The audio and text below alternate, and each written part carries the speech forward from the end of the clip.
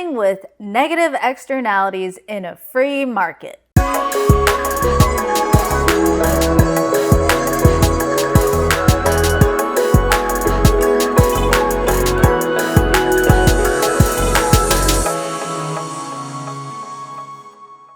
Negative externalities is an economic concept that is often used to describe actions people take in productive creation that may lead to harmful consequences for others without consequence for the actor. For example, a factory with a smokestack that shoots soot in the air which then settles onto houses is a common visualization of negative externalities, especially when looking at historical complaints about early industrialization. People may also think of things like dumping toxic waste chemicals or polluting rivers with plastics, with an unscrupulous company getting away with it. To understand the root problem, though, we must first root ourselves in property rights. When people have clearly defined property rights, then the question of whether any activity is definitively harmful becomes clear. Assigning responsibility for harm requires that one party has a duty to not harm others, and another party has property that has a negative right to be free of harm through intrusion. Harm, in libertarian terms,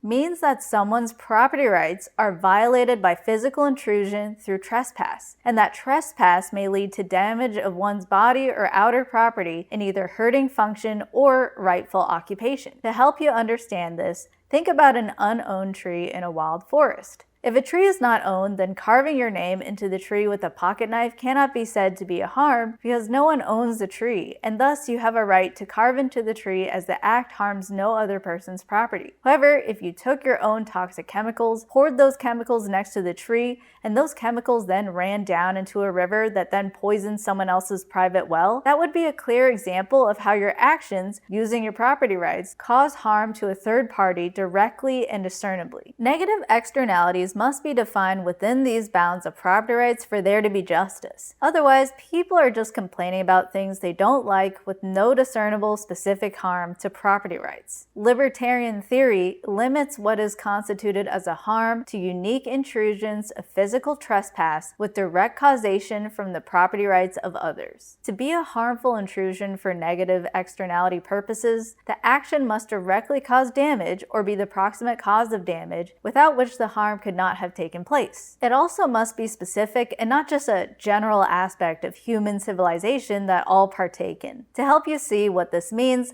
let's look at a few examples. If a private company stores a toxic chemical on their land, but that chemical leaks out and gets into people's water, causing them to get sick, that is a property rights violation for which justice can be metered. This is because the private company owners have a duty to not cause harm with their toxic chemical by allowing it to trespass onto others' properties. If someone hits a baseball with a bat and the ball crashes into someone else's window, then the proximate cause of the window's destruction is from the person hitting the ball. It doesn't matter that the ball is flying out of contact with the person after being hit. The person who hits the ball is proximately responsible for the harm because of the direct relationship to making the ball fly into and break another's window. If someone litters their plastic trash in a water and it comes up onto another's private property, that person's act of littering would be a violation of the property owner's rights, whose land was trespassed by the plastic trash. When harmful trespass gets trickier to assign is when harm is done by things not readily visible or only visible in cumulative results. For example, if a factory produces a byproduct that leaves visible soot on houses surrounding, the soot is a clear physical property rights infringement that is distinguishable from general life circumstances. The soot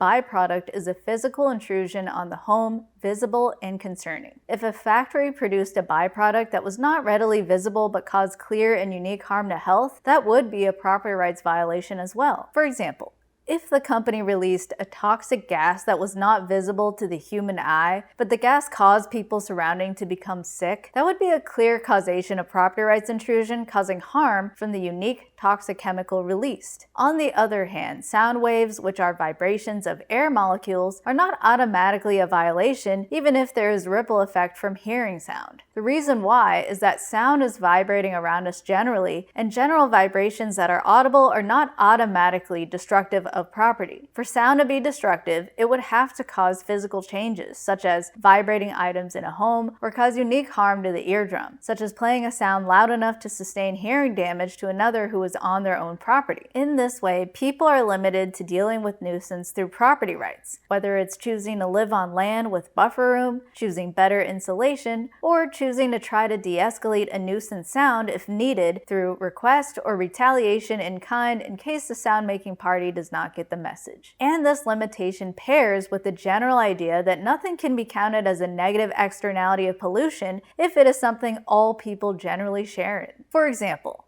some try to claim that carbon dioxide emissions are property rights violations. The problem with this reasoning is that carbon dioxide is a natural byproduct of the animal and plant respiratory cycle, and carbon dioxide is a wide byproduct of industrialization that all share in modernity. All people, by virtue of breathing out, are breathing out carbon dioxide after oxygen is processed in the body. This principle applies to any byproduct that is common, whether a wave on the magnetic spectrum or an industrial byproduct that is not causing a unique harm to discernible actors. All desire to reduce output of a particular byproduct that has no unique harm requires social and cultural change. Carbon emissions would thus not be fit for a legal claim of action. With all this in mind, you can clearly see that robust property rights are what's key to dealing with negative externalities. The more privatization we have with clearly assignable responsibility, the easier it is to point to which actor is responsible for causing what harm. If a remnant government is still dealing with these claims,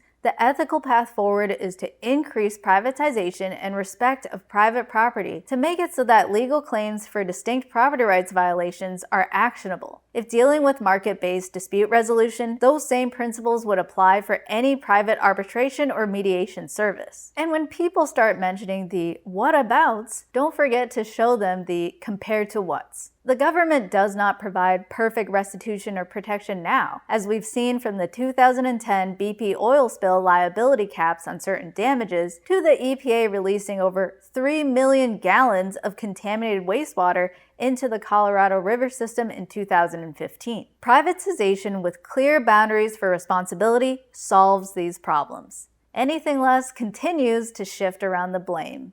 Special thank you to all my fiduciaries. CJRoasting.com Organic Fair Trade Coffee, Crawford K. McDonald of Taggart Atlantic Healthcare, and Beto Destrafa. Help me produce more quality content and receive special perks for your monthly support by joining my Patreon or Subscribestar membership pages. See you soon! Yes, freeze!